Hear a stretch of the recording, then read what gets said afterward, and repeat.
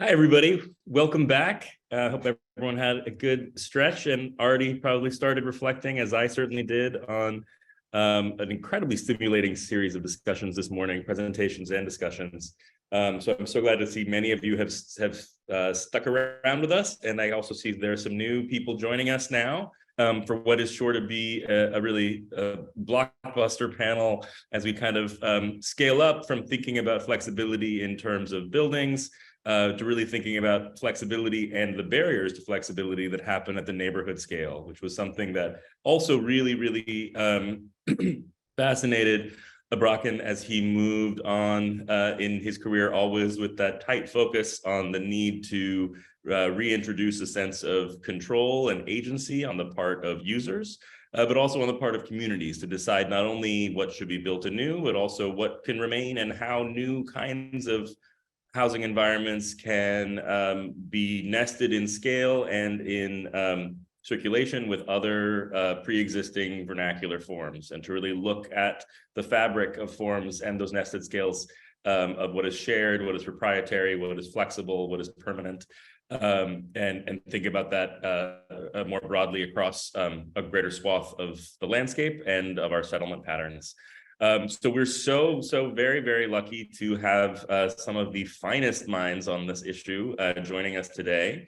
And to introduce them and lead us off, our very own June Williamson, one of our nation's, or probably the world's, experts in retrofitting suburbia and so much more. Take it away, June. Thank you so much for being with us, and I can't wait for this conversation. So I'll let you get right to it. Thank you, June. Thank you, Cassim. It's a tremendous pleasure to moderate this final panel.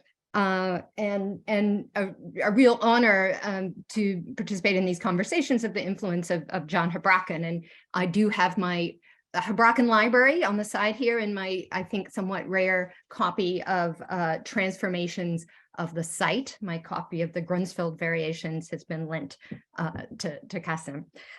So flexibility is about more than design and construction.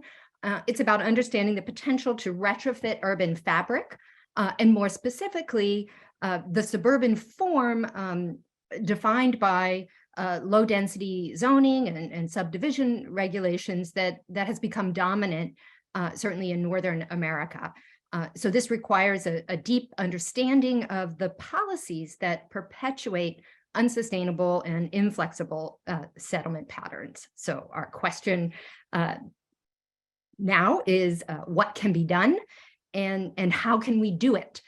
So to discuss that, we have three guests, and they're going to present in the order that they are in the program.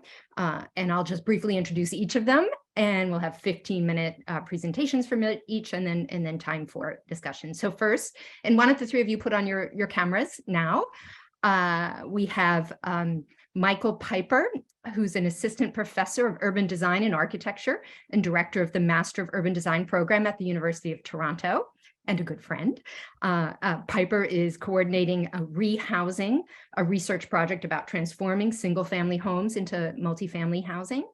And the research builds on related work in the exhibition Housing Multitudes, Reimagining the Landscapes of Suburbia, conceived and curated by Richard Sommer and included in the exhibit at the CCNY Spitzer School. And then Dana Cuff is professor of architecture at UCLA. Her work focuses on affordable housing, modernism, suburban studies, the politics of place, and the spatial implications of new computer technologies. She's founder of the prolific and influential research and design center CityLab, and its more recent offshoot, CoLab. And her most recent book, just out from MIT Press, is Architectures of Spatial Justice. And our third presenter will be Renee Chow, who is William W. Worcester Dean of the UC Berkeley College of Environmental Design and principal of Studio Urbis, an architecture and urban design practice.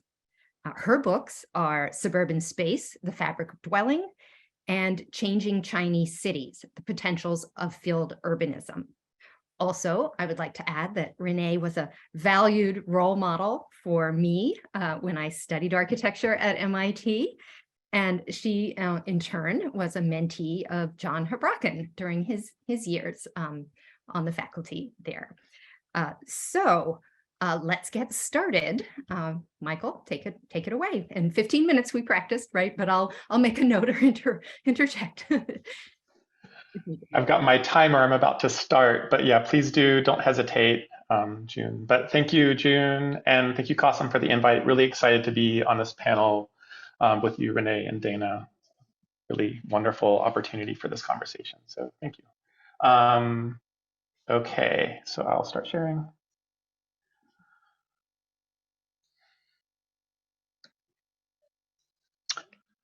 So there we go.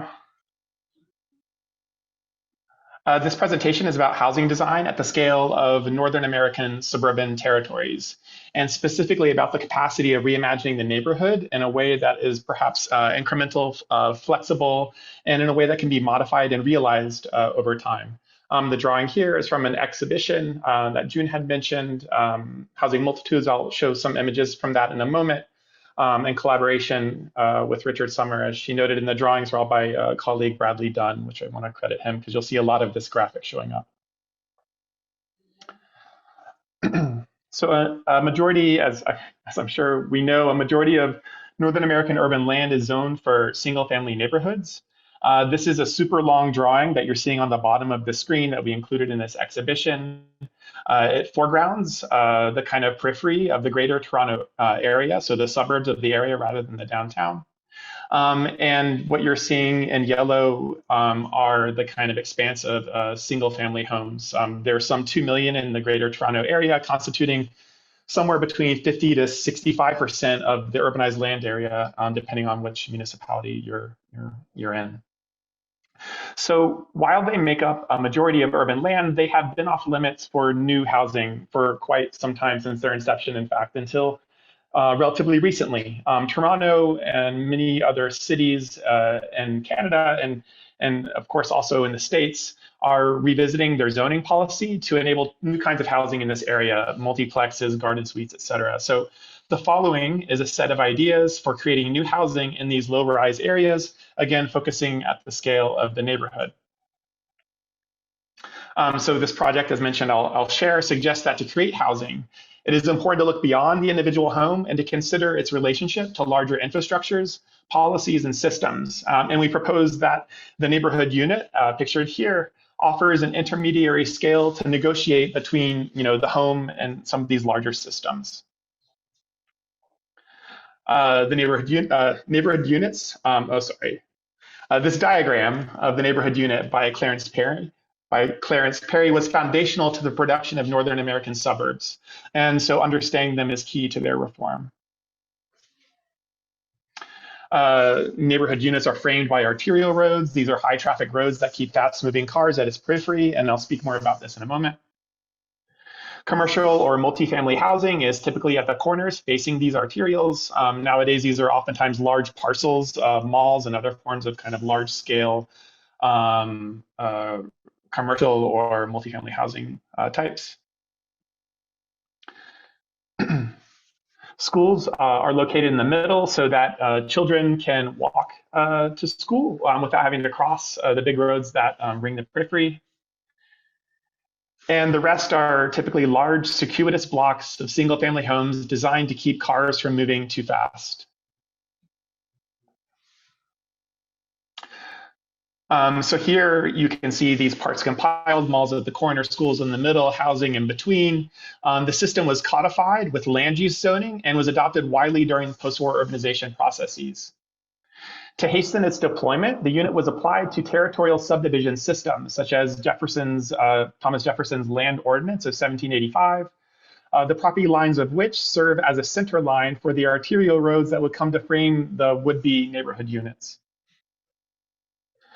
Along with the regular subdivision of land, zoning enabled the system to be repeated at large, and indeed over and over again until it would seem to kind of overtake much of the land area surrounding our cities, and in a way kind of overshadowing the built form of the cities. And indeed, Northern American urban areas can oftentimes feel as if they're constituted primarily by this kind of form. So this is Phoenix, and a city that displays a particularly pure form of this pattern.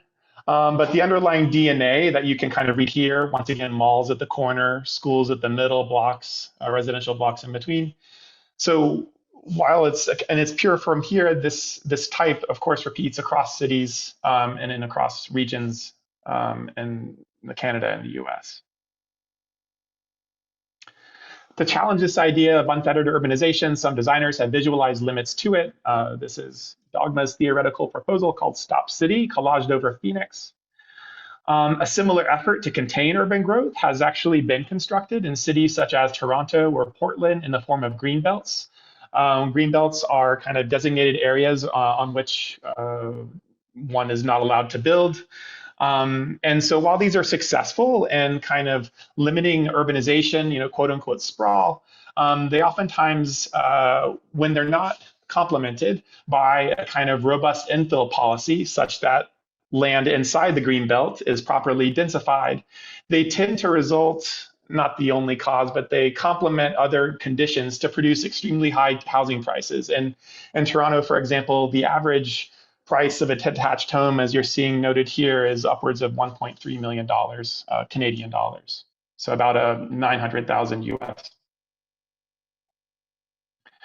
So to develop an infill strategy for Toronto and to complement its greenbelt, this project takes a 4-block sample of its grid, abstracts it as a diagram, though we will be working, we will be sharing an actual location, but again, we tried to imagine it as a kind of repeatable diagram. And then visualizes the components that make up the neighborhood unit. So again, we kind of understood these or tried to visualize these as a series of discrete parts that could offer a potential for kind of reinvention. So I'll note too, in its current condition, as is probably well known, the way we tend to circulate in these contexts are primarily, or if one is able to afford vehicles, the easiest way to circulate is by car.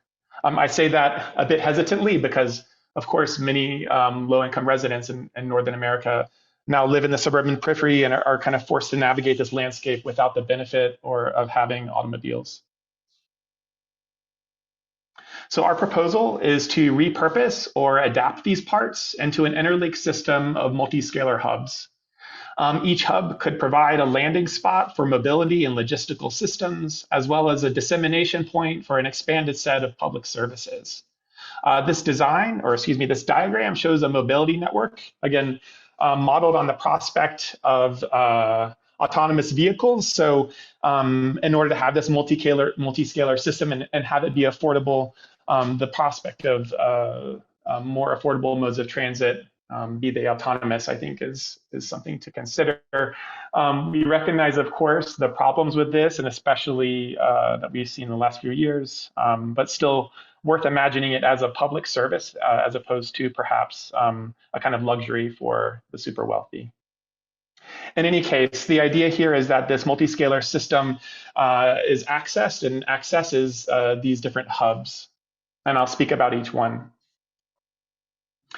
So we study each of these existing neighborhood unit parts. And while they look similar to many locations around Northern America, of course, they're different depending on their locale. In Toronto, for example, malls aren't dead, they're quite alive. One can find immigration services located in malls, libraries also, for example. Local retail offered by members of its cultural surroundings can be found in many of these local malls. And I'll mention these are not the kind of regional malls, these are more kind of local ones. Seniors gather in their food courts to play board games, and high schoolers oftentimes still, as in many places, hang out in their parking lots after school. So we reimagine the mall, building on these social uses, so including kind of community services and other functions, but also integrate a kind of logistical system. So I'll speak a little bit about how this works in a subsequent series of slides, but the idea is that the larger scale of these hubs can provide the ability for individuals to produce things at a smaller scale and to kind of aggregate and gain scale through the support of kind of a public logistical system. Here is what it might look like. Again, kind of combining the idea of densifying these sites while also taking advantage of the fact that they offer large parcels for service delivery and other kinds of functions. So for each of the hubs, I'll share a couple of these diagrams, one that describes how mobility works and one logistics. You can see on the left side, there's an idea where different scales of mobility or transit are able to connect with one another. On the right side, you can see the large shed structure offering a space for logistics and dissemination. And I'll mention here, the idea with this design is that it's not kind of reinventing the wheel. In fact, it's building on a lot of existing trends. And so repurposing some of the values that exist within these existing buildings. As noted, schools are embedded in the middle of single-family fabrics. As such, they offer ideal locations to expand public service. So the new school site, as you can see, the school remains, new buildings are added. You can see kind of new mobility kind of areas, pick up and drop off areas plugged into the building, new larger scale housing that's added as well. Here you can see this house surrounded by single family homes. Well, not single family anymore by our design, but by smaller scale housing. And again, the kind of logistics and mobility, I won't go into the details here. I'll save that for the last block scale. So lastly, the block. So the idea here is to kind of reimagine the kind of dead end blocks with their cul-de-sacs as a kind of more open structure. So and this actually leverages some of the things that happen in Toronto already. We have pedestrian cut-throughs that exist within the single family fabric. So this takes that idea that already exists in the city and kind of builds on it or expands upon it and locates mobility hubs at these locations. Once again, this is already where we tend to get buses located. So we're just kind of following some of that trend and building on it. And here, zooming into one of these smaller scale hubs, you can see some other things that we've done trying to transform, for example, the dead end streets, removing cars or larger scale vehicles from them and expanding their hydrological function, so their capacity to retain water, and having transit concentrated on these through streets you can see surrounding the blocks. And so here is the kind of smallest scale of this logistical and mobility system that I mentioned. So as noted earlier, our idea for such a system is to empower alternative forms of localized economy. So on the right side, you're seeing a bread maker in the top right, shipping their wares via a publicly organized logistics system, automated or otherwise, connecting kind of through smaller scale mobility systems to the kind of hub at the edge of the neighborhood where these smaller scale systems plug into larger vehicles to be shipped across the city or just down the street. So by embedding an alternative system within the land use coding of the suburban DNA, it's possible to then realize an alternative form within this landscape that spreads much like it was conceived, somewhat like a virus, kind of repurposing the host condition, if you'll pardon my extension of the metaphor, until something new comes to replace what was there. And I offer this series of images not as kind of a high optimistic future for the city, and in fact, a kind of caution for ourselves, as in our design team and others. One of the kind of possibilities or values that the suburban condition offers is the possibility for scale and repetition. The DNA can, I would argue, be easily repurposed. And so the responsibility, I believe, or the onus is on us to do it in a way that is respectful of the residents there, as well as to the kind of other systems that exist within it. So this is a bit of the end of the kind of neighborhood discussion. I'm going to share a little bit of the exhibition where we had this. I believe I'm okay on time, but June, please don't hesitate to let me know. And I'll share a little bit of this. 1 minute. Sorry? 1 minute. Okay, I'll go through quick. The work stems from earlier projects. And here you're seeing the exhibition that I'd mentioned housing multitudes, the drawings, and the different kind of media we use to describe it. And I won't go into too much detail with this last piece, but I'll just share a little bit of current work, which is here in the exhibition shown through a series of floor plans for converting homes to housing, and a project that we're currently undertaking, which looks to think of a way to scale up conversions of single family homes to multiplex type housing. And so this is kind of some ongoing research, more applied, and looking to empower people to create this kind of housing on their own. So again, just wanted to share for its relevance perhaps to earlier moments in the discussion. And this is our website, which I'll invite you all to check out, rehousing.ca. Thank you so much. Thank you, Michael. And Dana, take it away. We'll just go right into it. Thanks. You should be seeing my screen now. Perfect. Great. So I want to continue the conversations from this morning and also Michael's talk to thinking about questions that I think weren't as prevalent in Houbraken's time as they are today. And that has really to do with spatial justice and trying to think about that in terms of the residential fabric. And most of us are becoming hyper aware of these issues now, that it's not only a matter of what's dignified and beautiful and appropriate. If that wasn't enough, which I think really Houbraken's work lifted up, it also has to be affordable and accessible and in a just or equitable manner. The questions about spatial justice really are encoded in the American landscape in the redlining maps of 1939 after the bank collapse, and the idea that what we would do would be to lend and support those neighborhoods that were white and not into the neighborhoods of color, particularly any which had African-American residents. And I just want to show this, which are, maps we've seen multiple times, to remind us that the zoning of single-family houses and the redlining go hand in hand. So the only thing that's color-coded on a redlining map is residential land. All those other spaces are, in fact, some other kind of land, commercial or public or roadways. And as you can see in the images on the right, and Michael was reminding us that something like 55 to 65% of Toronto is single family. In Los Angeles, that number is 75%. And in places like San Jose, it's 95%. So all of that landscape has embedded within it a racial heritage of inequity. And one of the issues then in transforming this fabric is to undo the injustices, to repair the harm that's been done in the past.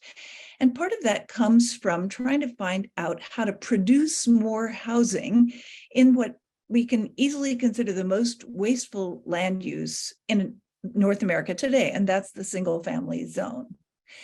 California, and I'm going to speak a lot about California because that's my laboratory in so many ways. I do think what we learn from other places and what we generate for other places is vast. So I don't see it as somehow separate or essential in its unique qualities. In California, the housing production has been so slowed primarily by community opposition, NIMBY, that the state has imposed something that they're calling builder's remedy, meaning if you don't meet your housing goals, just production in a city, they unzone the land and you can build as high as you can propose until the city meets its housing production plans. And so you see here what's happening in these so-called builder's remedy projects, where there were two houses or two lots in Mountain View. They're now proposed 85 units. In Santa Monica, an extra 2,000 units is getting put on a piece of property because by doing so, they override zoning restrictions. So for the first time, we have a stick that goes along with our housing goals. And to me, that this is a question that I think we really want to raise as we're thinking about community engagement in housing production. And that is that there's a negative kind of community engagement that has really prevented equitable housing production in neighborhoods where we might want community engagement. So as June was saying, I run City Lab. This is something I started with my colleague Roger Sherman in 2006 here at UCLA. And we've taken like the other end of the continuum approach to what Michael was showing, which is we are looking at the suburban fabric to see what's already going on there, to see if we can't both improve, foment, or incentivize and codify new practices in the single family zone that would increase affordable housing and reduce inequities. So we started by looking at something that there hadn't been much research about, and that is a typology of lots in the city of Los Angeles. And this was an interesting starting point because it set forward certain opportunities and in sort of endemic practices about how to begin to solve our huge housing crisis, which is exemplified by the fact that we have 70,000 neighbors living unsheltered on the streets in a city with almost 500,000 single-family zones. And just to suggest that it's for the extremely poor or the carceral industrial complex, it's also true at other parts of our demographic. Our students in the University of California just ended a strike for higher wages, which was primarily around the fact that they couldn't afford housing where they were going to school. And so this goes back to Ed Soja's notion that justice has a geography and that it's focused on the equitable distribution and access to housing, services, amenities, and that really we can leverage design to help lift up spatial justice.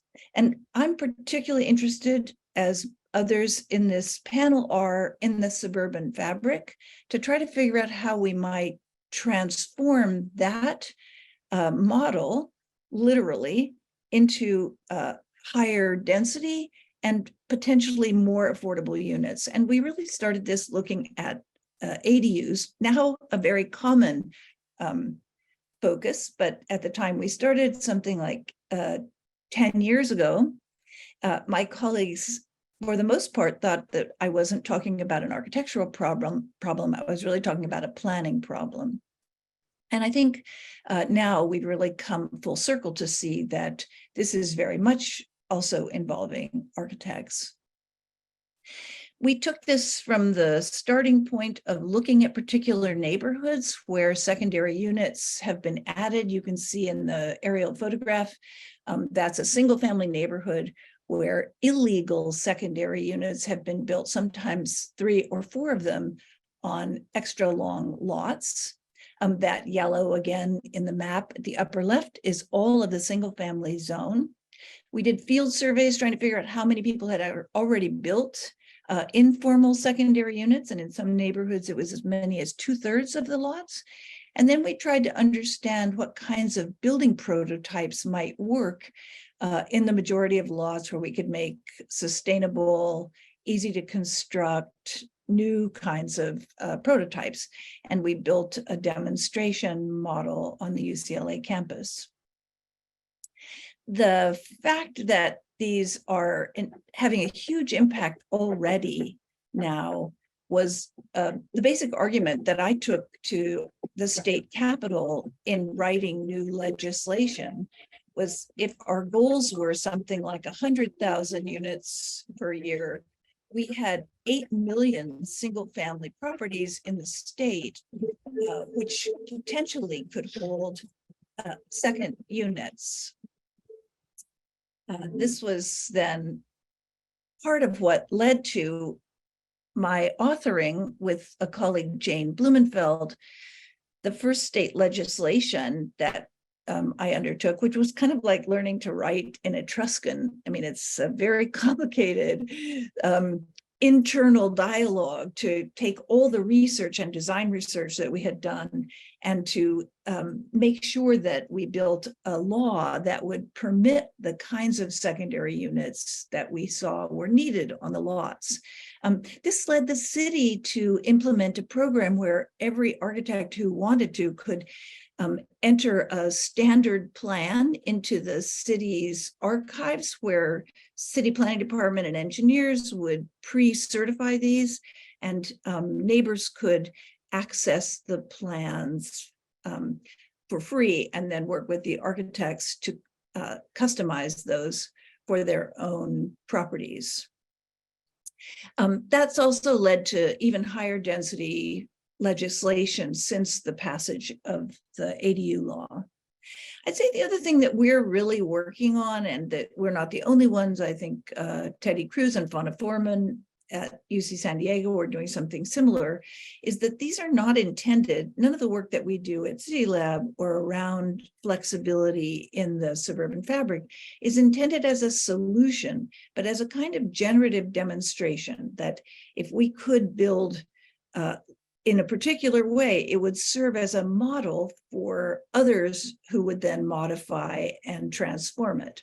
So the Casa Familiar and Community Stations project that Studio Cruz and Foreman have done is just that. And one thing that I think I've really learned from their work is this way of which you could maybe transcend the single family lot in the suburbs to build something that's more community based. And I would say that's the greatest limitation that we have in the ADU work, is that we're really working house by house. And so the aggregate form doesn't really provide much back at a community scale. With Roger Sherman Architecture and Urban Design and Kevin Daly Architects, we proposed different kinds of ADUs that we tried to build in zoning for at the local level so that you could gain something back for the community, something like a little library or a nursery like you see in the project on the left, or in the case of the alley houses, you might get back a regreened alley network with solar power and permeable surfaces and lighting and security. So all of these kinds of things are more possible when we have a crisis at hand, that when we have this shared deep problem, architecture's transformative capacities are sort of fueled in a heightened way. And when we realized that we were unable to guarantee affordability or collective models with ADUs, despite the fact that tens of thousands are now being built, we started focusing on exactly what Michael was talking about at the neighborhood scale, and that's the schoolyard.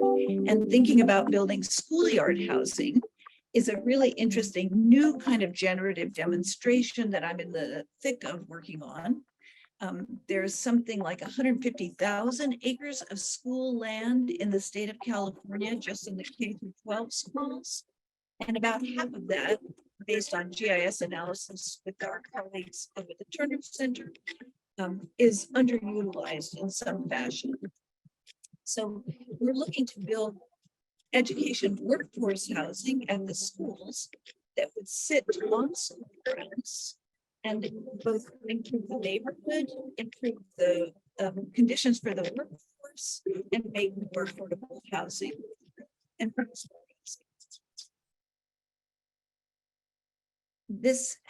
there had been the capability of doing that, and I'm just about done, June. I see my time is up. This has been possible, but extremely arduous, especially for school districts who are really in the business of education as they ought to be, not in the business of housing. So after a couple of years of research at City Lab, we went on and wrote a second piece of state legislation to rezone all school land in the state of California so that it can take up to 3 stories of housing, or a density of something like 35 units to the acre. And I'm right now in the midst of training districts to be able to do this kind of work using that legislation. And you can see from this ad how desperate the situation is, what a critical juncture we're at, because school districts are asking teachers to live with their children, students, parents. And that's about the only way teachers are able to afford to live in their districts in about 30% of the districts of California.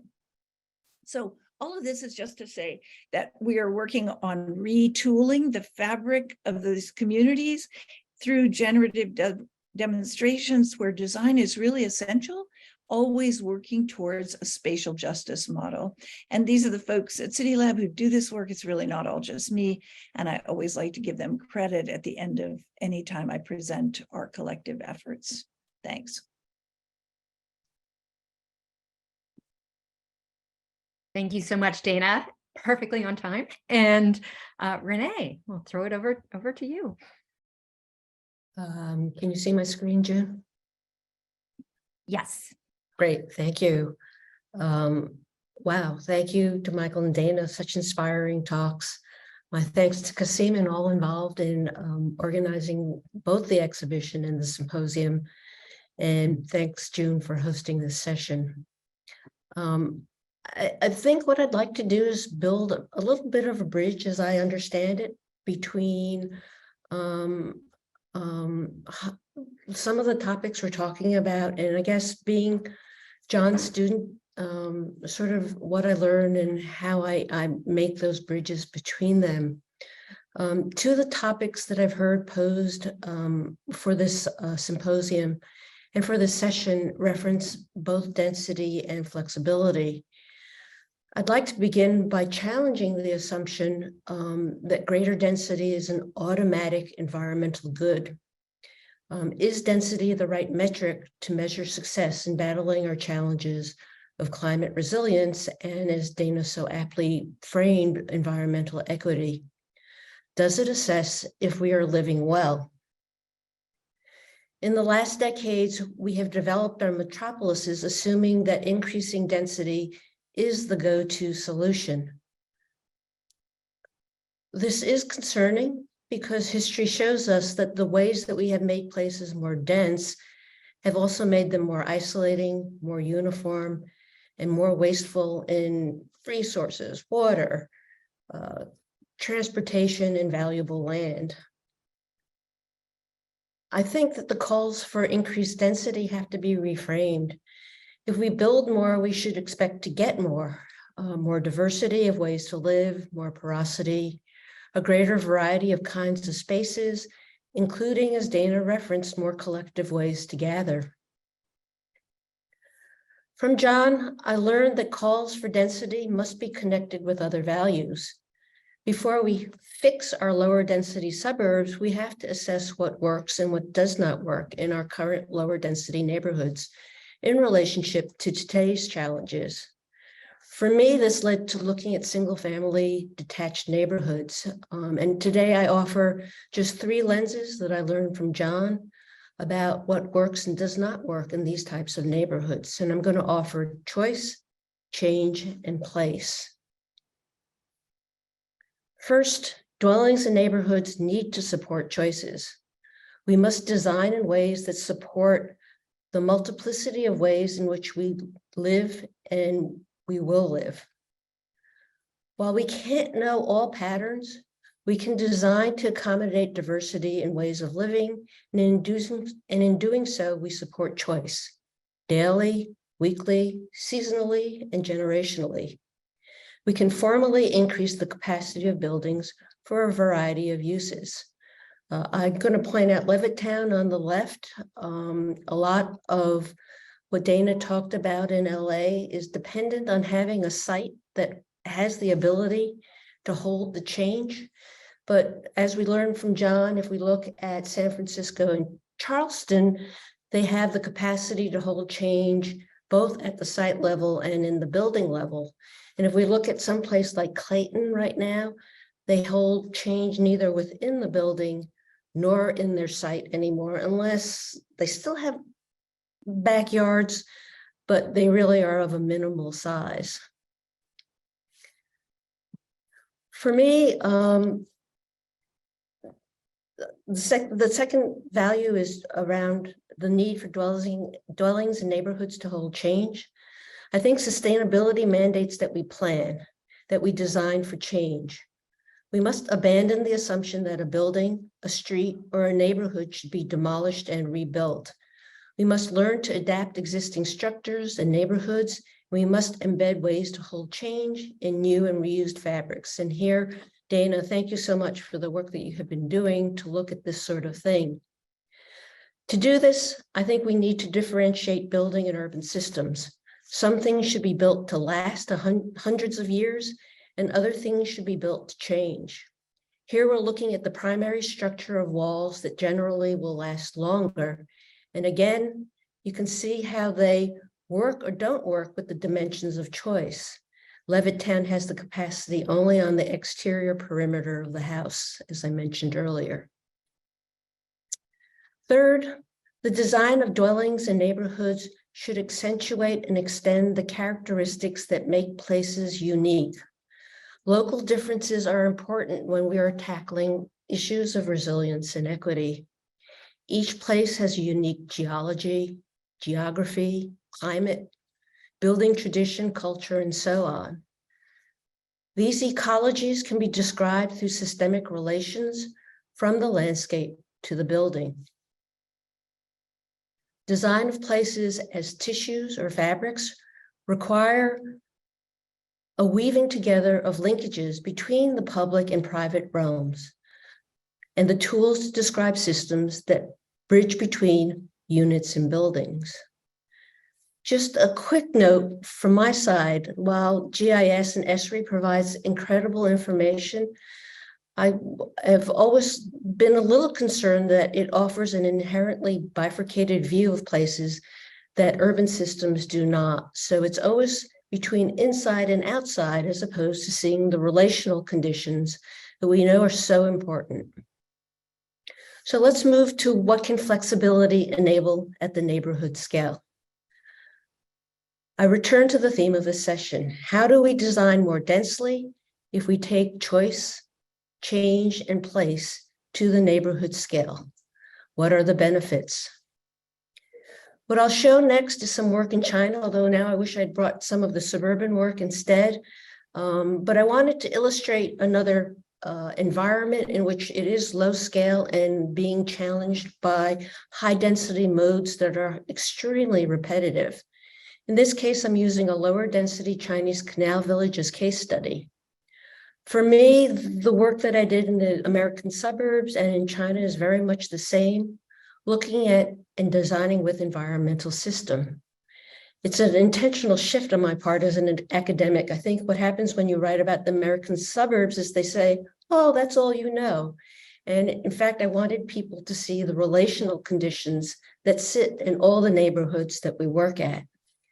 So Zhujiajiao is one of a number of villages that is upstream from Shanghai, all in the lower reaches of the Yangtze River Delta. I am completely fascinated right now by watersheds and landscapes and how they serve as sort of what I think should be the uniting urban form. And so this is an example of that work as well. Zhujiajiao is an agrarian landscape with an irrigation system called Melons on a Vine. It was established 700 years ago in the Ming Dynasty, and it's an in-system water storage with a large number of small and medium reservoirs and ponds, those the melons, and they're linked to the canal system, which are the vines. And so the aggregate amount of storage for this system is quite large, with good agricultural performance, even though sometimes it's not all that well maintained. Here you can see the canals and the levees that radiate from the waterways, and some of the small villages that grow up along and characterize a way of living in this landscape. Today, this way of living in this system is very much challenged by the impervious suburban development models that are found throughout the world. Very often, vernacular forms of settlement have the needs of the watershed embedded in their development, and we wanted to learn how the local ways of living interact with the regional water flows. So these are the descriptions of the existing systems that bridge between the landscape and the dwelling. Together, they form a description of what I think is unique about Zhujiajiao. Again, I will not go into detail about all of these. These are the schematized systems that I just described that were the starting point for a contemporary higher density development that maintains the passive water system, as well as the mobility systems, both pedestrian and, since they didn't have vehicular, then introduces vehicular systems as well.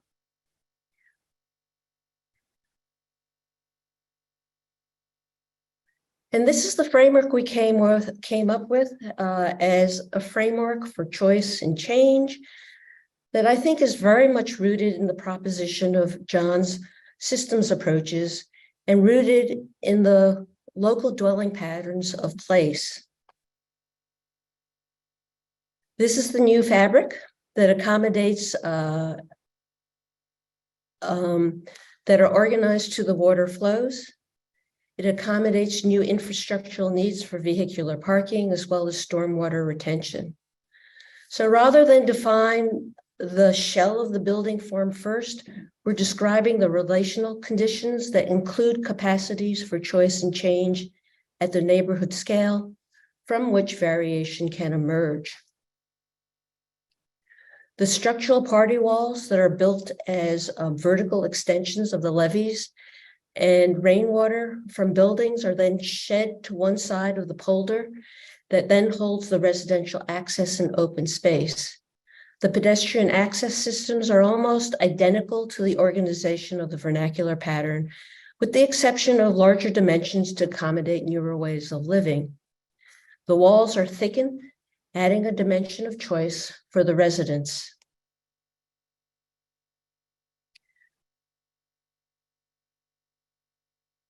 So what can flexibility enable at the neighborhood scale?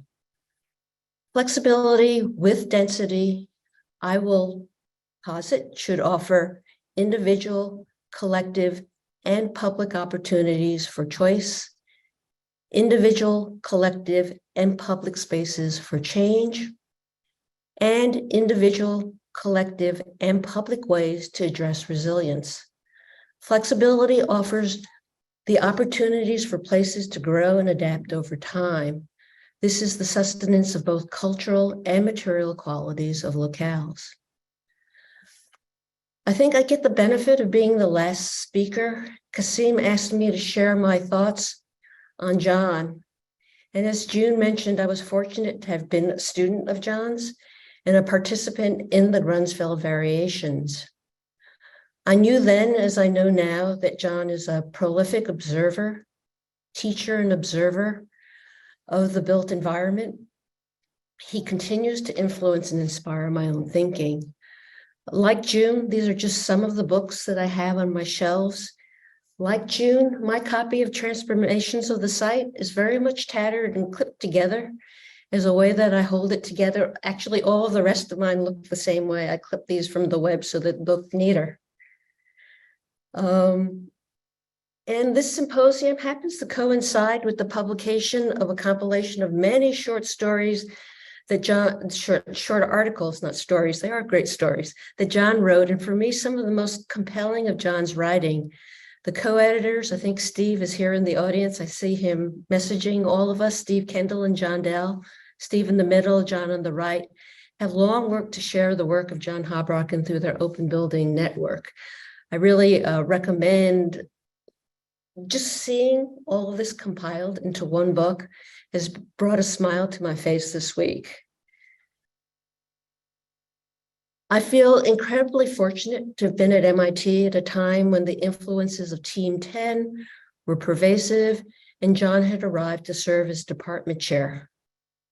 I remember taking John's seminar. He spoke very quietly. You'd have to lean forward to hear what he said. And always it was incredible in its clarity and observation. From John, I've developed a lifelong obsession with dimensions, enough that I drive my husband crazy. I'm always measuring things. And from him, I began to see building dimensions as systems that flowed from unit to unit. This then led to seeing other ways in which building systems became urban systems and how urban systems flowed into buildings. So for me, John was a teacher of values rather than method. SAR was a formal way of designing is very much rooted in Dutch housing, just as I learned when I arrived here at Berkeley that Chris Alexander's pattern language is really formally based on the patterns of the Berkeley Hills. John's gifts to me were the lessons of choice and change. I am very much heartened that we have come around, that Cassim, that you've organized all of this, that we've come around to appreciating the needs for seeing dwelling as systems and as extended practices. And I thank all of you. It's so delightful to find so many like-minded designers.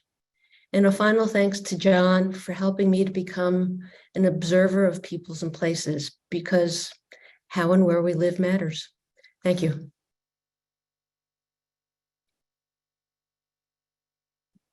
Thank you, Renee. What a lovely note to end the last presentation in this panel. I invite Michael and Dana to yes, show yourselves and unmute so we can have a conversation here. Some summary comments I gathered while you were all speaking. So Michael, I want to thank you for those exquisite and crystal clear diagrams that help us kind of see the underlying DNA that has organized and structured a lot of how certainly the Northern American environment that has been built, and which has somehow been naturalized, I think, in many people's thinking. So if you kind of take that away and kind of expose it, I think that's very revealing and potentially empowering to think about alternatives, some perhaps along the lines of what Renee was laying out, when we then perhaps rethink our values as we approach these landscapes. And Dana, I just want to thank you for kind of laying out these sort of inverse relationships. So it's the legacy of zoning, as you said in your first slide, is so potent and powerful. The motivations, again, when we think about values for how and when it was enacted. And so how do we kind of undo those injustices? And to some extent, what I was thinking is this idea of, the Reese's Pieces. So we got to get some peanut butter in the, the different kinds of uses, like, so getting housing in the commercial areas and commercial or public uses, other kinds of non-residential uses in the residential areas. So that kind of mixing and coming at it from both sides. And then Renee, these are powerful questions. Is density the right metric? I think the form of the density really matters just as much. And I imagine many people in this panel would agree with that in various measures, that it's how it's organized, it's where it's organized, what it's mixed with. And also, I'm very taken with the idea that we could all sort of probably have similar thoughts about what our urban areas would look like if the watershed became the organizing geographic unit. So with that, I want to start with a question that I had already sort of mentioned to each of you, so we can go round robin style and maybe in the same order that we presented. So to each of you, what single change, if enacted in existing suburban neighborhood settings, and let's say in Northern America, where we're all located currently, do you think could do the most to enable more flexibility? So we'll just do this quick round robin. Michael, what would do the most? I have two answers, but I know I only get to have one, so I'm gonna pick one that I didn't talk about. I don't think it's actually it's something we've been working on more lately, which is I think it's actually having a better understanding of how the landscapes are currently being used. It's not a change, actually.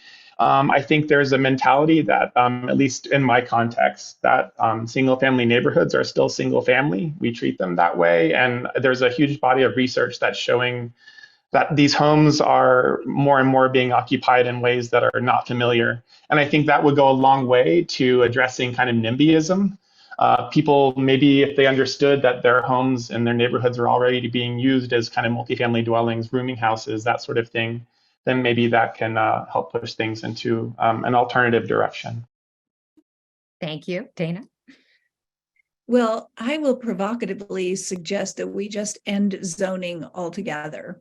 And I don't mean like Houston does it, which is to codify it in their deed agreements, but just get rid of it. And maybe if I'm going to work towards that, I would first do what Oregon has done, and that is just to get rid of the single family zone. And if we get rid of building envelopes on top of that, I think that would make for some interesting prototypes and experiments. All right, thank you. And Renee. I, like Michael, I had two, but then I thought because Dana's already taken care of my first, which was You're welcome. to eliminate Renee. zoning and certainly yard setbacks. But I'm very fearful that eliminating it totally leads to density without unthoughtful density.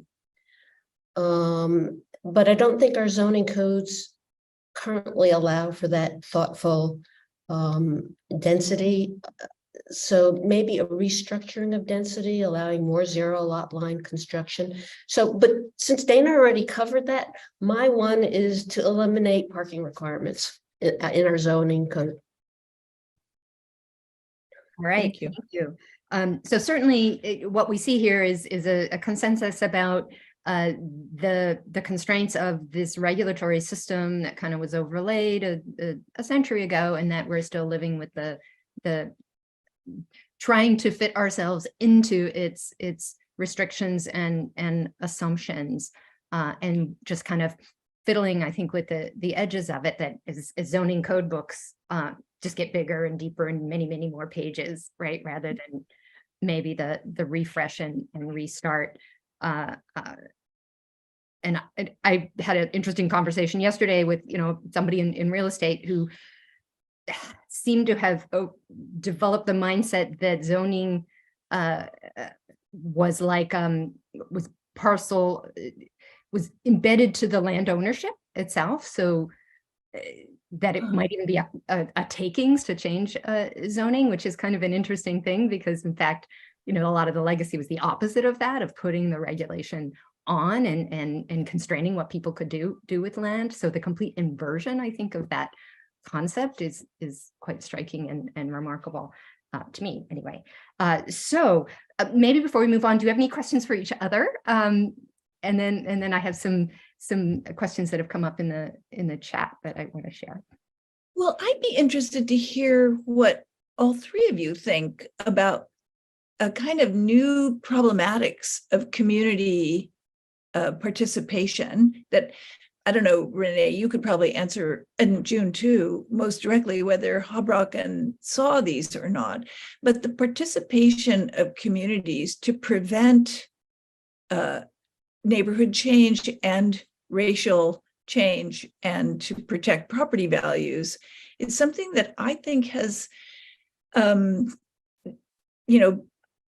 inverted our general understanding that participatory planning was the important first principle.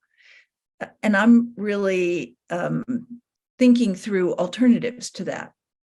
But I'd like to hear what you guys are thinking about that. So my take would be that because John was advocating for choice and change, that it was negotiated on an individual basis. But the degree to which people feel that they can go in and actually change their place is limited probably to architects and a small group of people who actually go in and rebuild their places, which is why I was also interested in making sure that when we develop a dwelling unit, that we embed ways that culturally we can live in different ways. But I think you're exactly right, Dana, in the way that we talk about community engagement now at a collective or public level was not so much embedded in the support system. I think was an answer to that, as opposed to saying this is how we can formally embed it in what we do architecturally. June, I don't know what you think. Oh gosh, one of the things that I was thinking about just earlier, and I'm not sure this quite answers the question, but one of the ideas that I continually try and float in my suburban retrofitting work, which is primarily about encouraging the reuse of the commercial landscape, which has a much shorter time scale and doesn't have quite the same sort of ownership and wealth building built into it for individual families that we propped up certainly in the United States so substantially. So there's more incentive, I think, to remake those properties, but to embed in them through design an anticipatory retrofit ethos. So it's not just like what it is now and what you turn it into, now or even in a few phases, but anticipating future alternate uses. So making the morphology more flexible, whatever buildings that are put in, maybe they're initially for retail, but they could be for office, the dimensions of the building so that there's a looser fit. And, and also in terms of the morphology where the streets connect, the size of the blocks and the lots and so forth. So I continually try and talk about that for what it's worth. Michael, do you have thought? I'll share a quick thought. Actually, this is what I was trying to get at with the suggestion about understanding existing densities, is that oftentimes when we think about community engagement in suburban contexts, the only people that come out to be engaged are the homeowners. People that are living in the basements, college students and kind of rooming houses near college campuses, as we're finding in Toronto, they don't come out because they're living illegally. And so I think one of the things that's key, we've been trying to figure out how to kind of approach these folks in these kind of so-called hidden densities, or these unaccounted residents, because I think it's one of the big nuts to crack, at least in many cities, is NIMBYism, the power that homeowners have over changing legislation, because really at the end of the day they're the ones that come out to speak and vote. So how to empower other publics to participate in the discussion. And that's so, the idea of land ownership, home ownership being tied to citizenship. Somehow these are the more worthy, better citizens, that they have a bigger stake in the outcomes of their communities and the character of their communities and so forth, is something that is still really, really present. You're absolutely right. Renee. Can I flip it back to Dana, since she started it? In your own work, there's community engagement, and it tends to be the immediate community. But if we're talking about supports, which is also, you're designing things we hope for hundreds of years, how do you think about community engagement in that time frame? The people who don't live there. That's a really good question. I have enough trouble with community engagement at the present. But my latest thought is that it's not unlike anticipatory retrofit or anticipatory flexibility, maybe. I mean, one of the things I've been trying to do in writing new legislation, which is really state level zoning. So it goes against my very principle to start with, that we should get rid of all that. But that we make state legislation in such a way that local communities can customize those aspects that are not harmful to others, but can incentivize the transformations that build in greater equity and affordability. So I think there are, in some ways, performative zoning was another attempt to rethink the zoning model.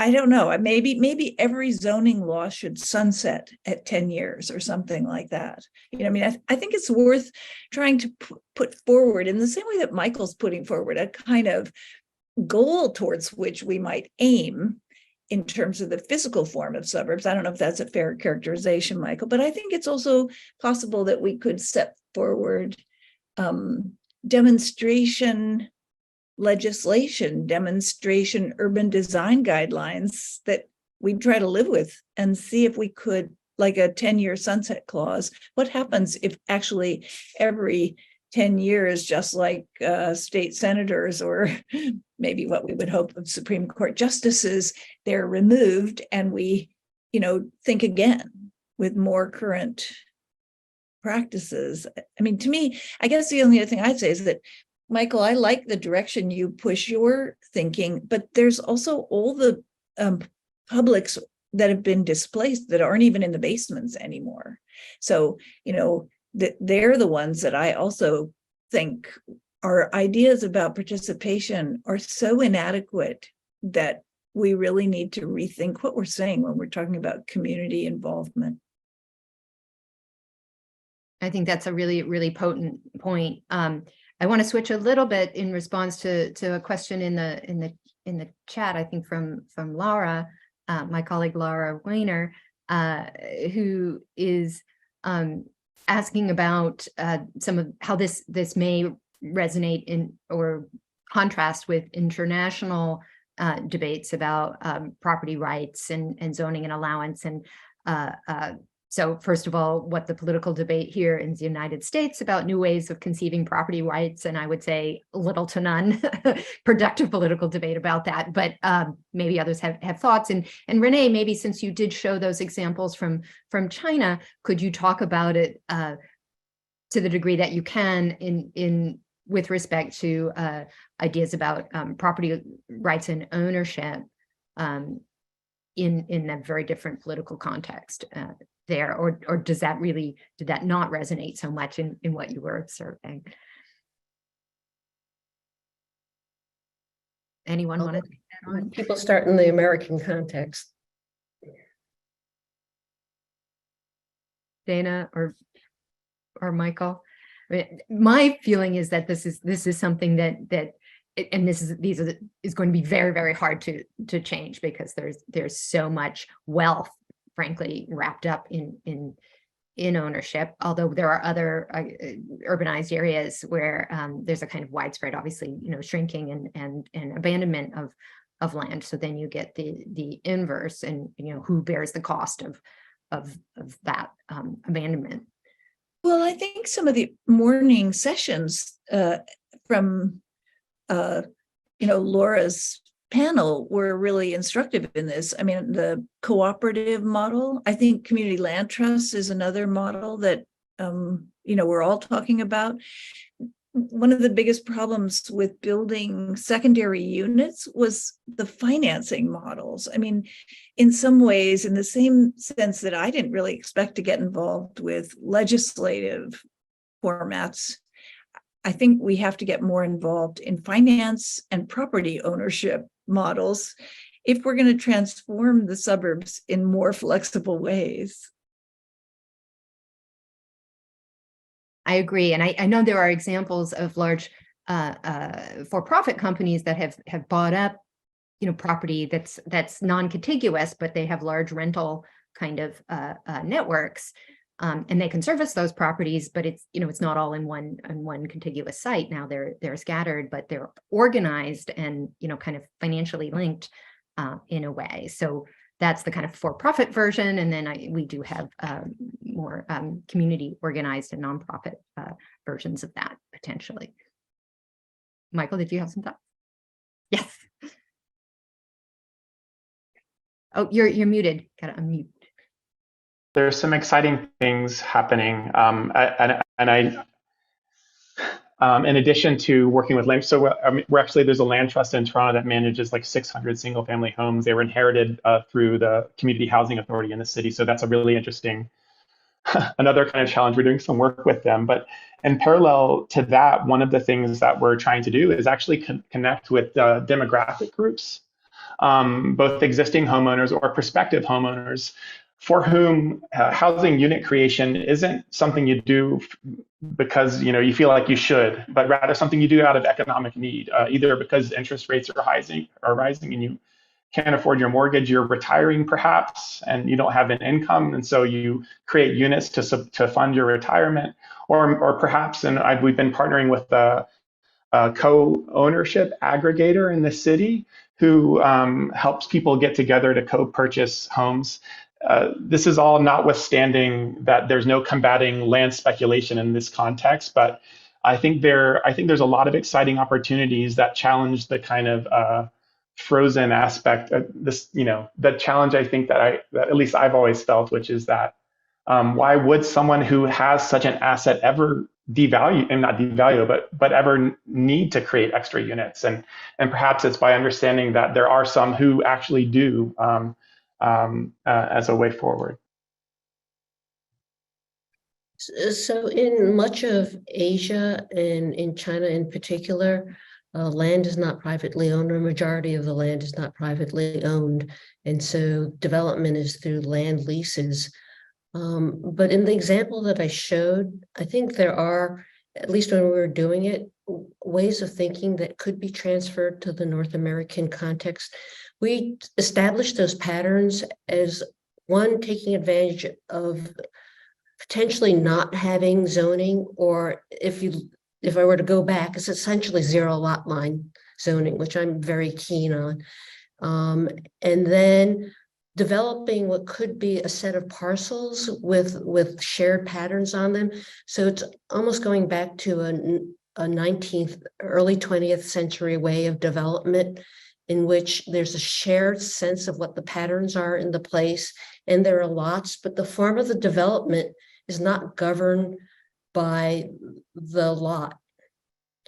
I mean, in the North America, we tend to say, okay, we build in the center of every lot that we get. And you can see that dominating even urban development wherever we go. And so I think in that sense, even if we had lot ownership, I'm going back to the very first question, if in fact we eliminated the yard setbacks and started to learn how to use our side yards better, and I know June, you've done work in the front yards, the backyards, we would be in a better position. And if we keep building, to just build our initial structure in a much smarter way. I just want to respond to that quickly and resonate with some things that are on the chat that the larger audience can't see. We do have these entities of homeowners associations or common interest developments in suburbs that have typically been seen as privatization kind of exclusionary mechanisms, but they do involve common ownership or use, and then they tend to still get developed as if they were subdivisions with sort of freestanding buildings or houses that are kind of separated with yards in the way that they're claimed and inhabited, mimic the patterns of a subdivision where each lot is wholly owned and there is nothing in common. So I think there's a really interesting potential to kind of invert or rethink some of those patterns by design in I don't know, in future projects, or by remaking existing projects, possibly. Or is there? Michael looks like he wants to say something. Sorry, some things come to mind. I'm actually going to challenge the idea of getting rid of zoning, thinking about a couple of things that we've learned up here. And I'm American. I live in Canada now, but I've gained a strange interest in rulemaking. Canadians are crazy about the rules. But one of the things that I've noticed in this context is where we have zero lot development and single family fabric, the cost of kind of foundation shoring and other kinds of issues oftentimes make things like garden suites or laneway suites cost prohibitive. They're running up to $300,000 and $500,000 to build up here. And so actually one of the things, and I don't believe zoning in its current form should exist, but I do think the kinds of controls that enable, that don't preclude future development on adjacent sites is super important, because otherwise you're kind of setting up a structure that allows individuals to maximize their value and precluding neighbors from doing, their own. And I'm saying this while at the same time in the back of my mind, remembering that I also hate some of the other zoning restrictions. So I'm of two minds on that, I suppose. So what we're saying is the existing zoning kind of regime that we have is inadequate, but there need to be some other more thoughtful way to think through the consequences. And I think with that, Dana, let's have a couple more comments, and then I think we need to move into our final conversation for the day. Only I like the pushback on the zoning idea and wonder if I could get Michael to come over and say no single family zoning should ever exist anymore. Yes. Okay. We have agreement on that. Yes. Finding common ground. The R1, I refuse to call it it's single unit zoning, right? First of all, we use this language of families that I think is not helpful. So I always want to talk about houses, not homes, and at least when we're having an architectural conversation, and units. However, I was recently reminded of how absurd the R1 is, because I was writing an article for a British journal, and the editor kept saying to me, "What is it you're talking about? I don't think we have anything like that here." And, I saw Renee was referring to Lund, their notion of common property, or, there's just all kinds of different ways we could be thinking about the residential landscape that would be more intense and productive and community oriented. So maybe that brings us back to the lessons of John Houbraken's very thoughtful oeuvre of work that really is about this sort of close observation of claim and use and change over time in the social relations that result in different types of landscapes and building forms in Cassim spec. So yeah, no, absolutely. And I think, June, that's really right on. The anticipatory retrofit ethic, I think, is another way of talking about something that was very, very important. And a through line through all of the different scales that he thought about was that of how could we possibly design for something that we can't fully anticipate.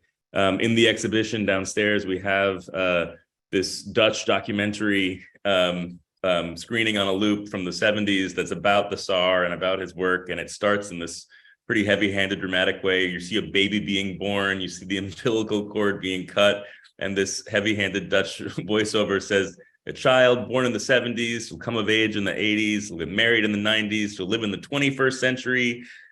We don't know anything about her life. We don't know anything about her family. We don't know anything about the technologies that'll be available then. Why is it then that we know the form of her house already, right? How is it possible that we allow ourselves to be excited about dynamic population change and then insist upon the static settlement pattern for that dynamic population? But absolutely, and I really want to underscore Michael's point about observation, right? About learning from looking really carefully and looking really non-judgmentally. I'm sure Renee will concur that was such an incredibly important part of the ethos that John was forwarding, was to just be really non-judgmental, measure everything, understand dimensions, think about dimension as a sort of mediating field between construction, resident, and architecture, but do so in a way that is really non-normative, right? It's very specific, but it's not about prescription. It's about observation in order to anticipate that kind of change. So a really, really very provocative conversation here. This has really been such a thrill to have all of my heroes of suburban fabric in one virtual space talking about this. Please stick around, all of you guys, and I'd love to invite Rosalie Genevro and Karen Kubey to join the conversation. Two of my other favorite observers of these things, both housers and experts on thinking about housing, but also in the connections between that and other ways of thinking about the architectural scale, the urban scale, community dynamics. And yeah, so I'm going to ask them a couple questions about what they've seen today, and then any of the panelists, if you want to join us, I think we can kind of end the day with some informal reflection from everyone, because there have been so many interesting threads to pull at here. Okay. So yeah, Rosalie and Karen, I'm just curious, what have you guys heard today? Thank you for sticking with us all day long. There's been a lot covered, a lot of ground covered. And I'm just so curious to hear your takes on all of this. Is Karen on? I don't see it. Is she? Yes, Okay. I'm here. There you are. Hi. Well, I will start out just saying, wow. I mean, so much to stimulate thinking. And I fear that my it's going to take a while to digest and really sort through thoughts about it. But so my reflections on it, I think, are going to be a little bit disparate and not as synthesizing maybe as one would desire. I think that the topic of land that was focused on a lot in this last session, and particularly the last part of the last discussion, is just so crucial and comes back to the underlying question maybe about all of this, which is who has control of development. Sergio said very early in the morning that one of the spurs to the development of the SAR in the first place was a certain fear that contractors in the Netherlands, in the big push to develop a lot of housing post-war, that contractors had too much power and there needed to be some sort of counterforce around that power. So there's one kind of control. Deborah said at another point, it all comes back to the cost of land. And I think this last discussion, as well as moments in the earlier ones, questions about property rights and property systems. I mean, how land is divided, how land is measured, and fundamentally, the fact that at least in the American and I suspect in the Canadian context, that personal wealth is built on one's access to the acquisition of property and build up a value in property, that those are what underlie, the housing problem. And I was really interested in Tim's taking on the question of income and viable jobs, because you can't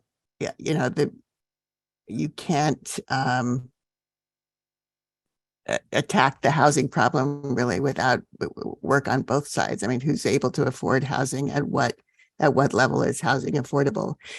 And don't fear, Karen, I'm going to turn it over to you in a second. But I also just wanted to say two other things, which in a slightly, or maybe in a big different line, throughout the day, I kept listening, and perhaps I missed it, but I didn't hear anybody talk about cost and whether the dividing long living structure and infill actually reduces the cost of the production of housing. So I'm curious about that.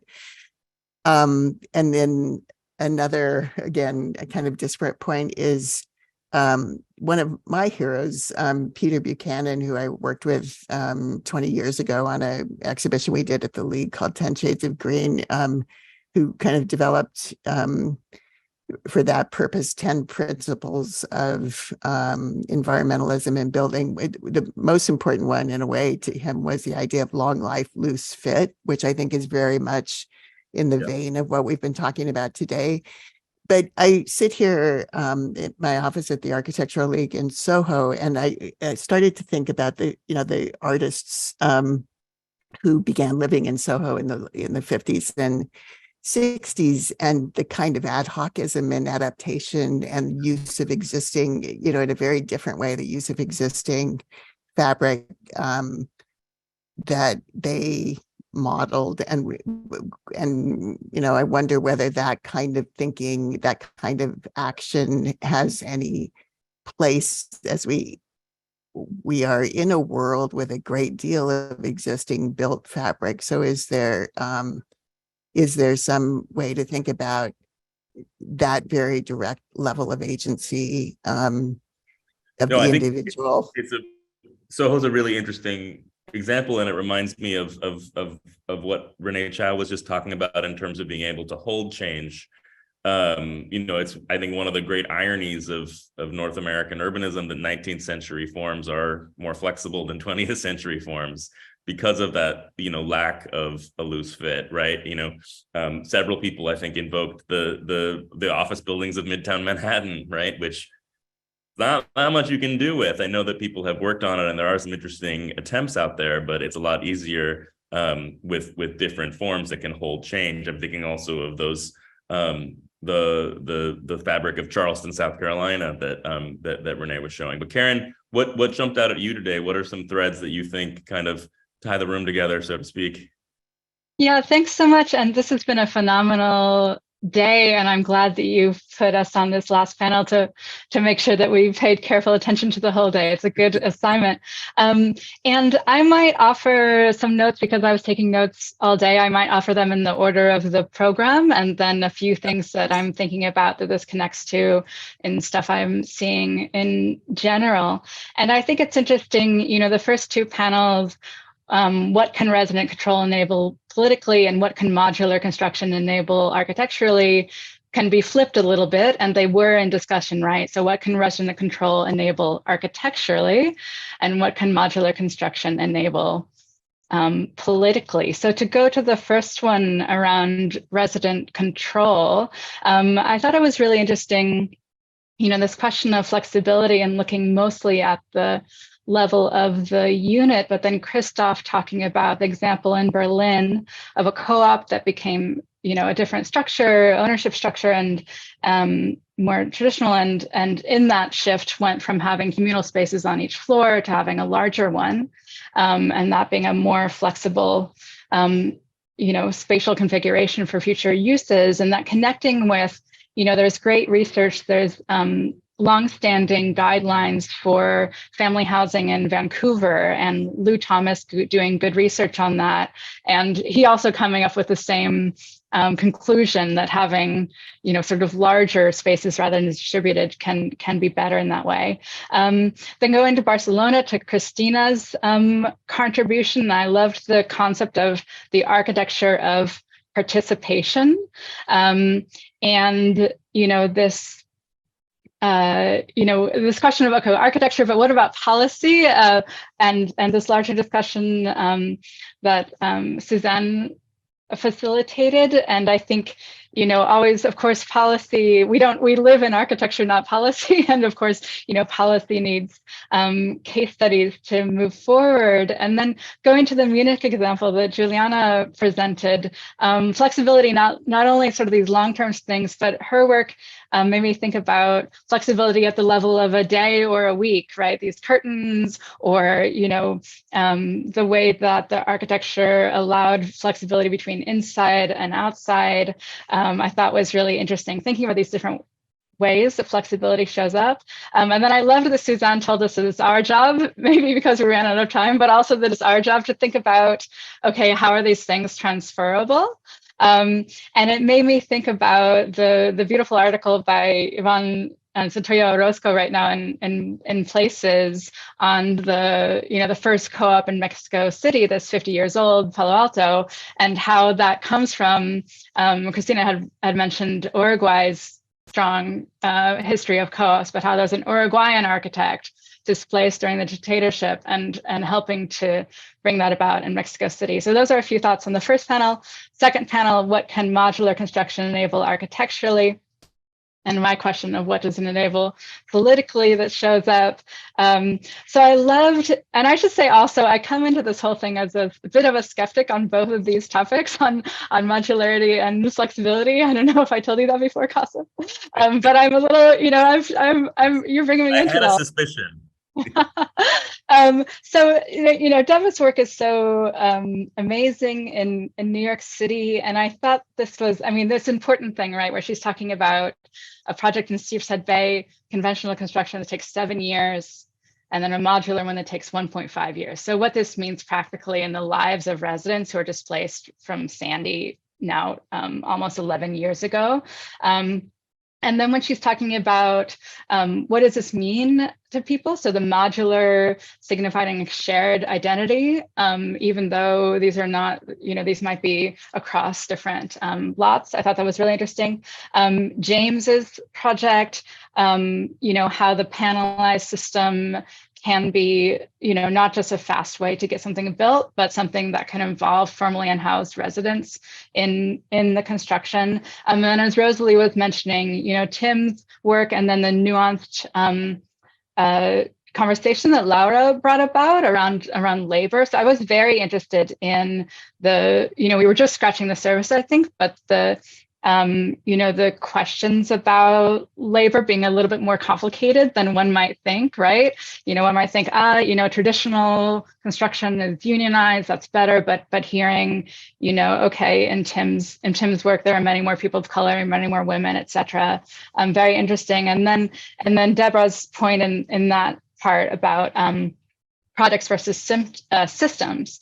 And then quickly to the last panel, I should say, so, I'm as of January at the University of Toronto with Michael Piper, so I had the chance to see his exhibition, and I want to underscore a point about that, which is that I think, the design work is amazing, and I think it's so important, and this relates to what Dana was saying, that it builds on flexibility that's already being enacted by residents, right? And when he's talking about interior urbanism, and of course, Toronto is this extremely diverse place. So when he's talking about malls aren't dead, they're quite alive, I loved that statement. So this is already happening. And I should say, I was at that co-ownership thing he's talking about, and people are really eating up what he's doing. A couple more comments. Dana looking at suburban and spatial justice, reminding us what we're fighting against, right? The racial inequities that are built into this fabric. That's important to underscore, I think. And I love the story of an architect like Dana. There are very few, I suppose, but working at all these different scales and then actually co-authoring legislation twice at the state level. And I'm from California, and we absolutely need state level legislation because that's how things work there. And then Renee, I love this question of, is density the right metric to assess whether we're living well, and looking at choice, change, and place. And then maybe I'll just and not with all the things I was going to say, but just one where I'm seeing some of this stuff show up in my own work, consulting with different government agencies, and somewhere that, flexibility is really showing up is this question of larger apartments. This, in my work, it happens to be in a lower income context where there are households and families that need, something like 5 bedrooms, and there's just not enough. But of course, a family or household might only need 5 bedrooms for a certain number of years. And so really urgent questions about how do we produce apartments then can switch from 5 bedrooms to a 2 and a 3. And that being something that is really important in what I'm seeing. Awesome, thank you. Yeah, no, and I think that the final thing you just said brings us right back sort of to the beginning of the day, and also to pick up a little bit on Rosalie's question about cost. Actually, Tom Franzen, who led off the day, has a lot to say about that particular issue, because what he alluded to, but has made more clear in other contexts, is that all of this sort of flexible open building model started to make a lot more sense when he decided to become a developer because of the costs. And it wasn't the upfront costs that were necessarily lower, it was the costs in terms of the life cycle of the building, the maintenance, but maintenance including the possibility of renovation, right? So not just putting a new roof on or replacing a boiler, but also in terms of enabling you to be able to change, to do exactly what Karen just described, but in a way that would have minimal amount of waste of money and waste of material. Now, of course, as he mentioned, that was in a very high income context, right? That's a high-end residential development, which also brought up the fact that one of the kinds of flexibility that he was talking about there was very much that of a family being able to subdivide after a family change. And in fact, one of the examples that he talked about is not always the happy context of, kids going off to university, but of divorce, which does happen. And he talked about, the ability of in one of those units for a couple that split up to separate their units, sell one, and maintain the other as a sort of timeshare pied-à-terre in that context. Now, of course, that also means that those are condos, right? With the value and that wealth creation that we talked about in the final panel being very much embedded in the property market. So in the context that Karen's talking about, we can maybe perhaps learn something more from San Remo, right? Where you have the ability without any construction whatsoever to swap rooms, right? Of course, you have to do it with your neighbor, which means you have to design a system, not just for the building to be flexible, but for a governance model and a resolution system for disagreements, right? You need to really sort of think about designing, Tom Franzen talked about you have to design the deal as much as you design the building. I think you also have to design the process, not just for consultation at the front end, that's really important, but also how to sort of maintain those over time. And I think a lot of those examples from Europe in the first panel really spoke to that, the notion of design being actively involved in thinking about governance over time, maintenance over time, and systems for collaboration that also last over time and can last through multiple different iterations of different populations of tenants. So I think those are all really interesting things to bring into the conversation, because flexibility, it's not just about walls moving. That's sort of where we started. But then I think that I hope, and hopefully everyone agrees with me, this day has shown just when you start to think about what flexibility can really mean and what it can enable, it can lead you in all sorts of other really important questions that get at the heart of why so much structural inequality is built into our built environment, from questions of land, control, wealth, racism, and a resistance to change of all kinds, which of course is also very congruent with different forms of racism and xenophobia. And that's why, again, to underline Michael's point, that observation of how spaces are being appropriated needs to be one of the building blocks of any kind of suggestion of transformative possibility. So I think that's a really important moment to bring in. If any of the panelists who are still here, if you have anything else you'd like to say and join this conversation, I invite you to. I would love to especially invite Marta, who's joined us, to turn your camera on, and if you had any reflections on the final panel in particular, we would love to hear them. I also did want to say, before you do that, that Jonna Bracken was listening today for part of it. Renee, I wanted to let you know that his daughter Julie helped him to do that, and so we're very delighted. I think he had to go to bed before your very kind words, Renee, but it is, I think, also fitting to think about this legacy as educators, right? So many of us are teaching these things. It's been really amazing from my perspective to see students interacting with the physical display of both this archival content as well as these contemporary projects that we've seen a sample of presented here in a different context today. But thinking about these questions of designing systems, of designing processes for collaboration, processes for maintenance and governance, and how that is not sort of absolving us of architectural responsibility for spatial problems and spatial quality, but has to be done hand in hand. So I don't know, Marta, if you had any thoughts on that in the context of the final panel in particular, or what you've heard today. Oh, I think you're muted. Can you repeat that question? I was just responding to Dana's hello. I'm sorry. Oh yes, no, I'm just each other in years. any free associated thoughts you had, but one of the things Sure. that I thought I had a feeling that you might have a feeling about was the pedagogical implications of any of these themes, of flexibility, of designing systems, of designing collaboration, of co-designing, of the really interesting questions of community engagement that Dana brought up. Like, what do you do if community engagement is engaging with deeply racist, status quo? Yeah, well, if we all had answers to those questions, we would be in a world where everybody had a house, right? So, first off, I just want to start by thanking you, Cassim, for being with us here at Spitzer, for bringing us this amazing exhibition. And yes, it's up and open. I answered in the public Q&A that the exhibit is up for another week. We're delighted to have people come and see it, and then also for all the work you've done in organizing this wonderful symposium. And I'm very sorry I couldn't tune in for the whole time, but and deaning has its responsibilities, and they took me away from the first two panels. It's also great to see so many friends and colleagues here, people with whom I've connected with over the years.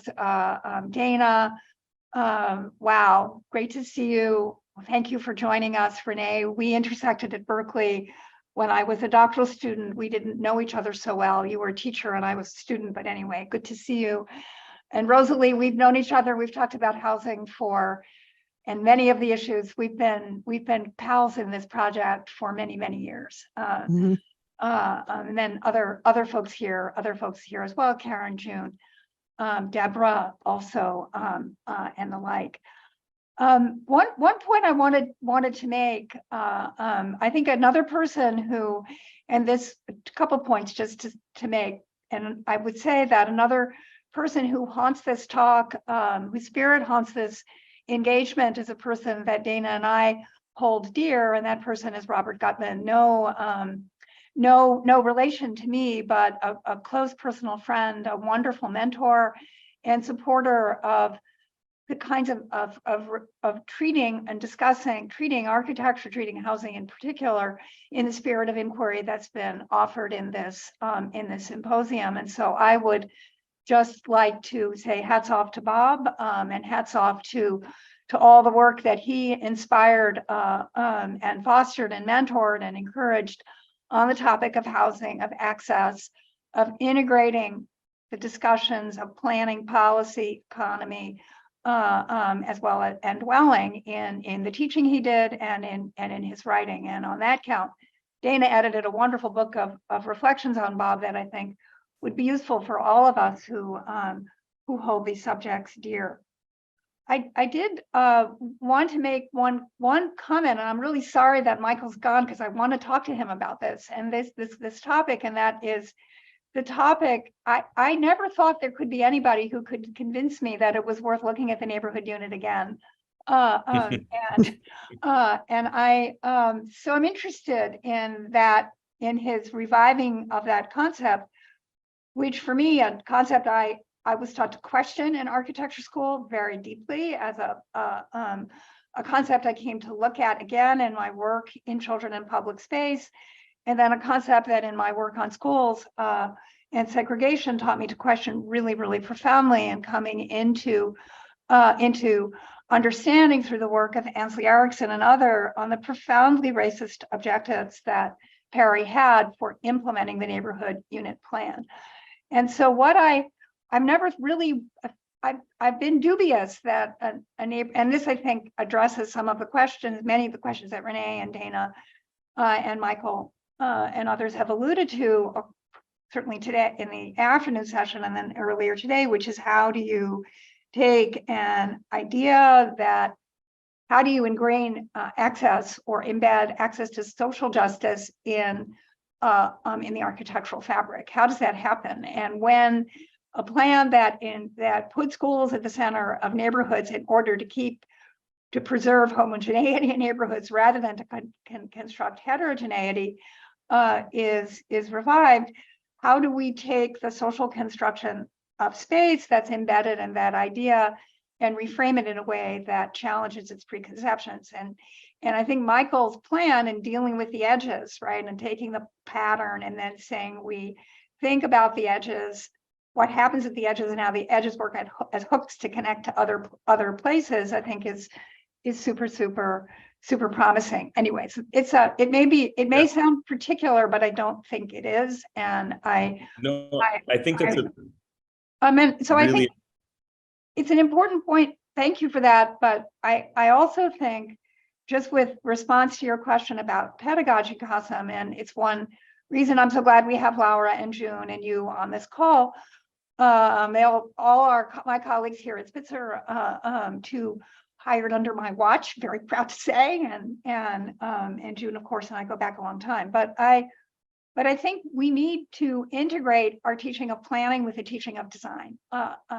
From the point we need to, and our students are hungry for that kind of conversation in which pattern, planning, policy, and architecture are treated as not separate subjects, but ones that are integrally connected with each other. And so I hope we can forge great experiments here at Spitzer on that count, connecting with others of you who are doing the like in other schools. And I'll be quiet now.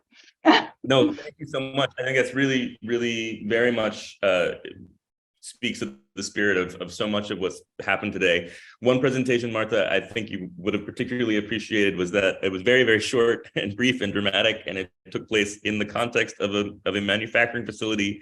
But Tim Swanson's presentation about his model of training people to build offsite construction, to manufacture modular housing offsite, expressly in a way that they're building something that they themselves can afford.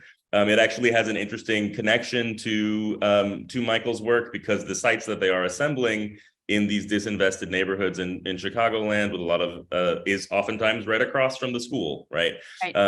Thinking about how to actually build a house that someone can afford and can, think about citing the factories within those neighborhoods as well as a way to, and had a really smart answer, I thought. Laura, I'm curious if you agree that this was an interesting way of talking about the answer to your very fine question about labor, and thinking about the fact that yes, the trade unions might be resistant to some forms of offsite construction because of the way in which those shops have been organized, but they are also dealing with a recruitment problem, right? So if we're thinking about trying to increase gender and racial equity in the trades from a recruitment perspective, that could actually lead to a pipeline development for on-site construction. I thought that was a really interesting way of thinking about it. And also thinking about the edges and the center and the periphery in terms of assembling land, really thinking holistically about a whole range of different, very complicated issues, from financing, and also dealing with government.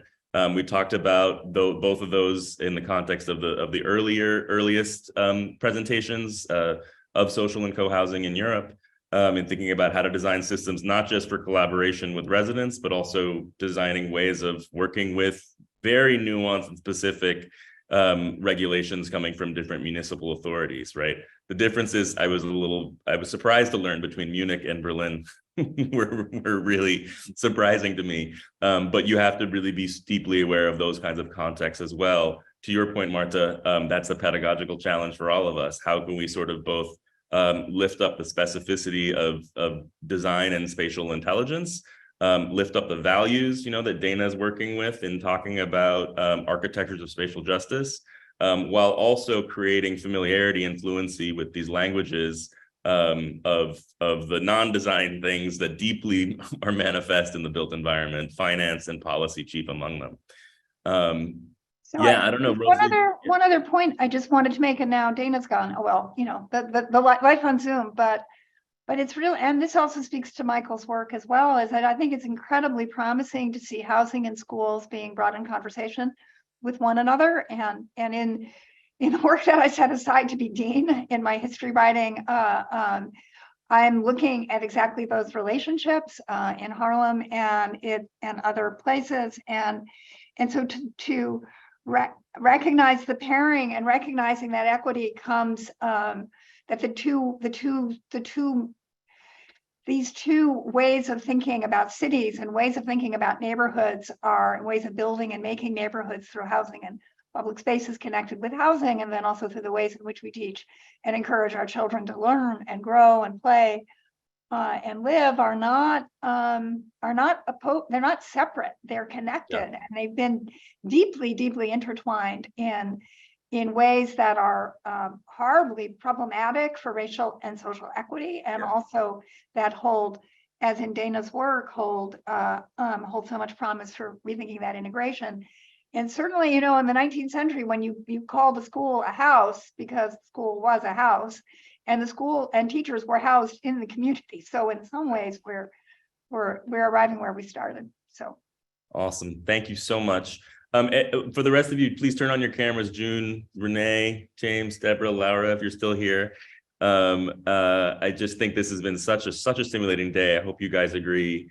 Where do we go next? Where do we go from here? How do we think about flexibility and resident agency going forward, either pedagogically or systemically or policy-wise? May I ask a question of people, Cassim? Because housing or home or dwelling is so absolutely central to every person's identity and interests, I would say, or let's say that. I wonder if people have a sense from their work with groups of people at the building level or at the neighborhood level or at the city or broader level of how those interactions go. And I mean, in a way, this sounds like an utterly naive question, but I hope that it's not. How those interactions go, where the points of tension are, and what can be learned from those conversations about how to have a broader conversation that identifies people's shared interests rather than their points of confrontation. Yeah, Deborah. Hi, Rosalie. Hi. Nice to see you. Yeah, Rose. Yes. This is Rosalie's Jubilee. She's one of her Jubilee events. Anyway, so that's such a good question. I will say I work with underserved communities primarily, and they are way more game than any non-underserved client I have. And maybe it's because they have nothing to lose and everything to gain. But and in certain ways, but they from extreme sustainability values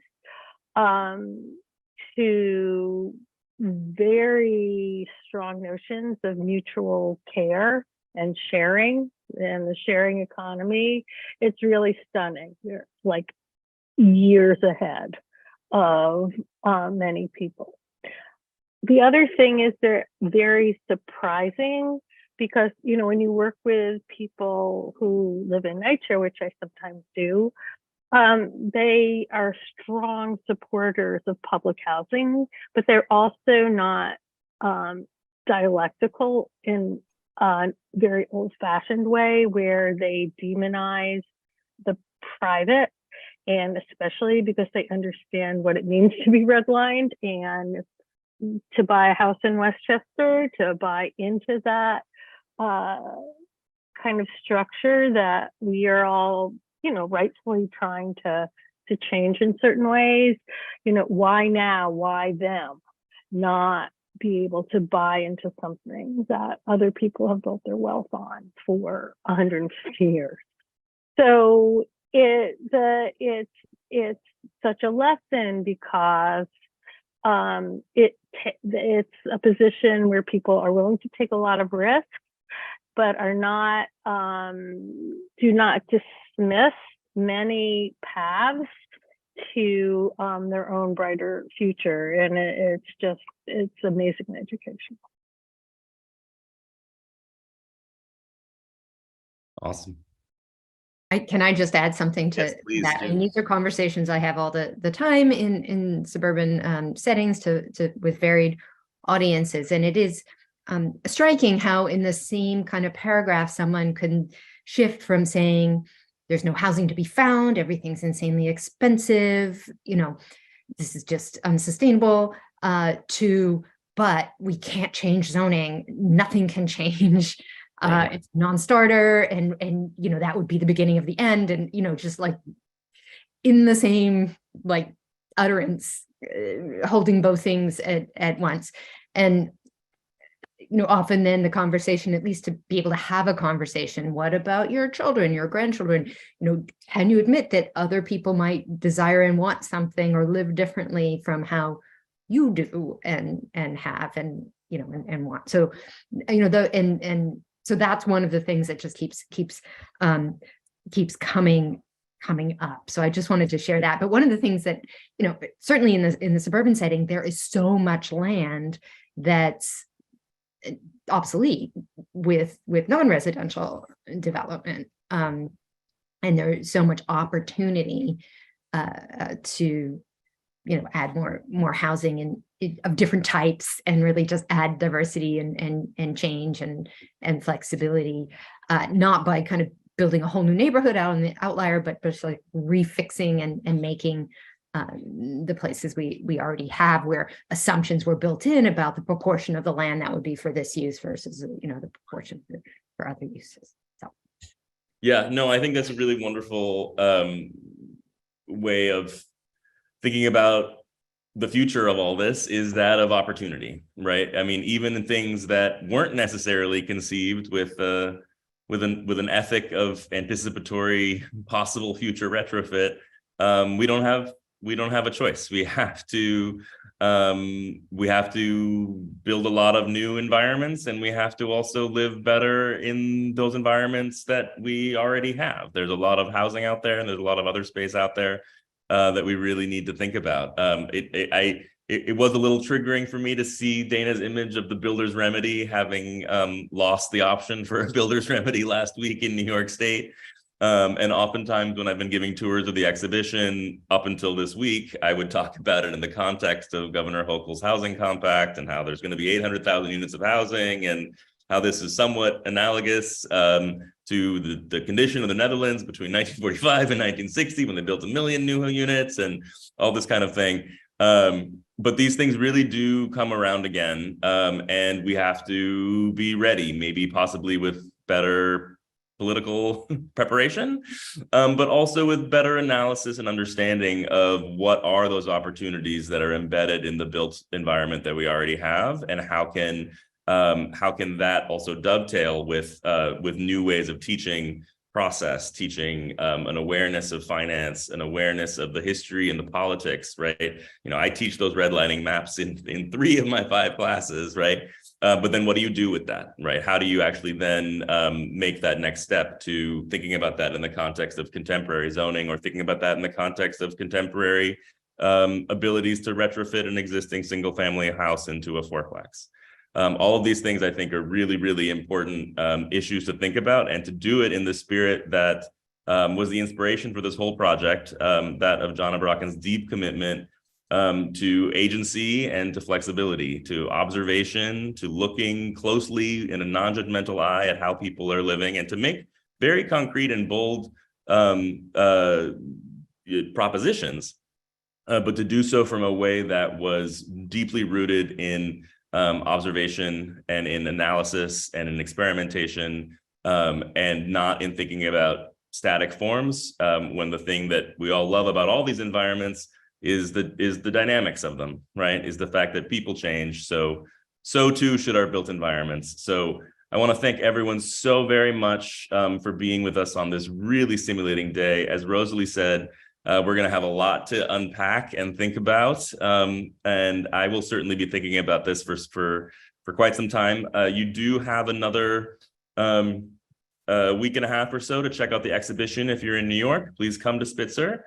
We would love to have you. I'm giving a bunch of tours next week too, so just pop on in and I'll show you around.